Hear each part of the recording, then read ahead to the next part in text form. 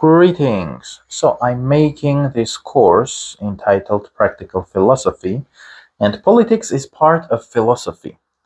Politics is one of the five components of philosophy, and you are free to check that lesson on specific political terms which I covered: right wing, left wing, centrist, capitalism, communism.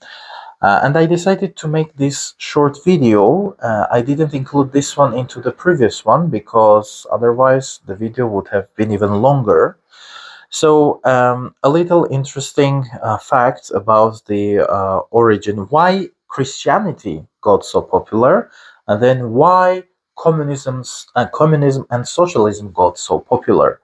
So this is very interesting, and I have some quotes, actually, a couple of quotes from the Bible. So I decided to make a separate video, and I'll have this one available. I'll make it available for everyone free. But if you're interested with the course, I encourage you to subscribe to my YouTube channel, become a premium member if you can. That depends on your geographical location. And if you'd like to benefit from the whole course, just let me know, write me a comment or send me a message. You can find my contact information on my YouTube channel. And I'll just explain you where you can have my course, yeah, um, uh, where it is available. Now, Christianity got very popular because Christianity was giving the promise of brotherhood. So this quote is from Galatians chapter 3, or verse 26. Verse 28. There is neither Jew nor Gentile, neither slave nor free, nor is there male and female, for you are all one in Christ Jesus. And verse 29, if you belong to Christ, then you are Abraham's seed and heirs according to the promise. So Gentile means like we have the word heathen, also pagan, yeah? It's like non-Christian, if we take Christianity.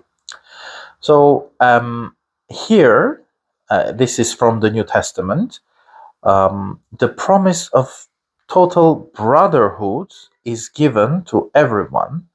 So if you are the follower of Christianity, you guys are all equal.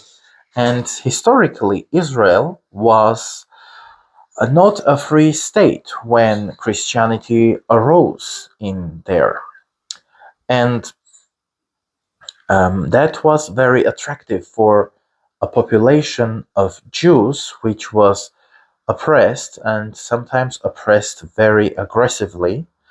Their holy site, yeah, the temple in Jerusalem was destroyed, and the Romans did it the second time. Before them, it was destroyed also by the Greeks, yeah, also the ruler of Babylon did that. So this promise was very, very attractive to people who were slaves, yeah. But on the other hand, here's another quote from the same New Testament, 1 Timothy chapter 2, verse 12. I permit no woman to teach or to have authority over men. She is to keep silent. So this second quote literally destroys the first one. Because in the first one, nor is there male and female, the first verse said. So this was the problem with Christianity. First, Christianity gave these promises, the promise of brotherhood, so you won't be exploited anymore. You won't have owners. You will be all equal. But then, even in itself, yeah, Christianity had this, what shall we call it, the poison or the mischief, yeah, the contradiction. And we find it also in this quote, yeah, where women should be subordinate to men. And this is not the only quote where women should be subordinate. In family, also, there's another quote where it says, again from the New Testament, the husband is the head and the wife is the neck in family. So the wife should be following the husband wherever the husband goes, yeah, or whatever the husband does, the neck, yeah, the wife should follow. And this promise of brotherhood was very attractive to the slaves, and that's why Christianity became so popular in the Roman Empire. This is one of the theories, because there were so many oppressed peoples in the Roman Empire. And then slowly, from the slaves, also the other officials, including some Roman officials, became interested in this new philosophy and religion. But Christianity showed that it couldn't give this promise. The promise of brotherhood was not could not be attained through Christianity. And even in Christian communities, even in the priesthood, we have ordinary priests, we have bishops, archbishops, we have the Pope. If you're Catholic here in the Republic of Armenia, in the Armenian Apostolic Church, we have the Catholicos, which is equal to the Pope in Catholicism. So we have hierarchies, yeah? Although the Bible promises a horizontal brotherhood where everyone is the same and equal, but in practice we have vertical hierarchies where you, the ordinary Christian, is here and your leader is here, yeah, and you should obey, you should follow their commands, etc., etc. So it didn't work. And even within Christianity, we had new churches coming up. So we have Orthodox churches, we have Catholic churches, then we have Protestants, and many, many others, the Anglican Church, etc. So it didn't work. The brotherhood that was promised did not come. It was not materialized. Then another Jew comes up, and I'm not saying this in an anti Semitic way, but this is just a very interesting fact. Jesus Christ was a Jew, and in the Bible, you have many quotes where he is addressed as a rabbi by his followers. And Jesus Christ had access to Jewish temples, yeah, because they say he was a Jewish rabbi. Yeah. Now, then another Jewish guy came up centuries later, Karl Marx, and he gave the same promise of brotherhood and equality, horizontal equality or equalization of everybody. But this time he didn't use the religious terminology. He said that the humanity, the mankind, would attain this equality through the economy. So he spoke of the working class or the proletariat. And he said that, in the USSR, there was this uh, slogan, very popular motto: proletariats of all countries unite. So, ethnicity, religion, nothing matters, race. If you're a working class person, just unite with others with around the globe, and we will all be proletariats. We will all become one big working class, one big family of people, and everybody will be equal. So, communism and socialism. By the way, socialism is just the final phase of communism. Yeah, uh, it's all about brotherhood. Yes, it's all about horizontal equality or equalization. Everybody is equal. That's why also Marxism and communism and socialism are popular. Until now, they are popular in some parts of the world. But just as Christianity proved with its 2,000-year-old history that this type of equality is not attainable. And even inside Christianity, they had to create some hierarchy. So, similarly, Marxism proved, especially in the 20th century, the century was pretty bloody with many Marxist and socialist and communist countries from China to the USSR and to South America. There were many different socialist and communist experiments where millions and millions of people were slaughtered, exterminated, persecuted, arrested, sent to gulags or labor camps, which were sometimes not really different from those Nazi concentration camps. And the human life has no value in collectivist structures. It's all about the collective. In the right-wing collectivism, it's about the nation, the tribe. In the left-wing collectivism, it's about the working class or another group of people. Yeah, it could be, for instance, women, if we take radical feminism. Yeah, or maybe in some LGBT ideologies, it can be, LGBT people. And again, please do not misinterpret this as LGBT phobia or transphobia. I myself identify as gay or as a homosexual human. And in terms of my gender, I do not identify as a man. I call myself apagender, indifferent towards gender. Yeah. So it's not really about that.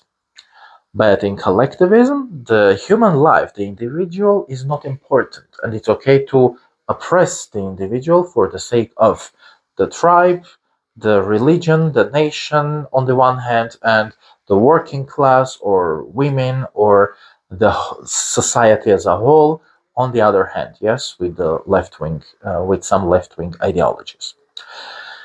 So Marxism and the 20th century proved that this is not realistic either. This type of equality and equalization is not realistic.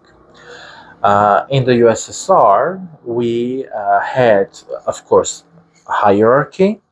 We had the secretariat, like there was one party, and it was the ruling uh, Socialist Party, yeah, or Communist Party. And the members of the party, especially the elite, they had access to more stuff. And actually, I will tell you a real story which happened here in the Republic of Armenia. Once there was an international meeting, and the representatives of the bureau or the secretariat of the leading Communist Party came with their wives to this meeting, and the guests from the other side were ambassadors of some European countries, and I was told this story by a professor at a state institution, a state university here in Armenia. So this is a real story. And then the ambassadors left the place, and it felt like they were not happy with something. And the Armenian delegation, the Soviet Armenian delegation, did not understand what the problem was. Then later, it turned out that there were women's leggings imported into the USSR from Europe. And as those leggings were not available here in the USSR, we had the word deficit. This was a very important word in the USSR. It meant you couldn't find lots of products because they were not available. So it was in deficit. These leggings and whatever came from the bloody West into the USSR, of course, it would go through this hierarchy. First, the top elite, the communist elite, would have a look, and they could confiscate, they could buy stuff, they could just say, well, it's mine, yeah, because I'm the top secretary or the second secretary, vice secretary or something like that. And when those leggings arrived to Soviet Armenia, the elite took those leggings and they didn't know what that was. And my professor told me that those leggings back in the day were worn by sex workers or prostitutes in Europe. They had those special, what do you call them, patterns on those leggings, which were for women that were normally engaged in sex work. And the ambassadors, the guests of that event, thought that all those Armenian, bureau representatives didn't bring their wives with them. They thought they brought prostitutes with them to offend those foreign ambassadors, who all, in turn, came with their wives. And this is how that event went wrong. So, and this is just another example how there was this hierarchy, of course, and always it's there. And Brezhnev, one of the famous rulers of the USSR, had a collection of very expensive cars. And of course, an ordinary USSR person didn't have, couldn't afford that collection of cars. So it was there with private property, with jewelry, with a lot of money, a lot of power. So also communism and socialism proved that they cannot really deliver this promise of equalizing everybody. And we have China, which is formally, officially a socialist republic, but in China you have in some cases, you even have private property. You have elements of capitalism. You have capitalist businesses in socialist China. And also in Northern Europe, where they were sometimes famous for their socialism, you still have elements of um, communism, of free market or private property. And that's why they are successful because they adopt those elements. So this was it. I hope you've enjoyed it. I really enjoy reading your comments.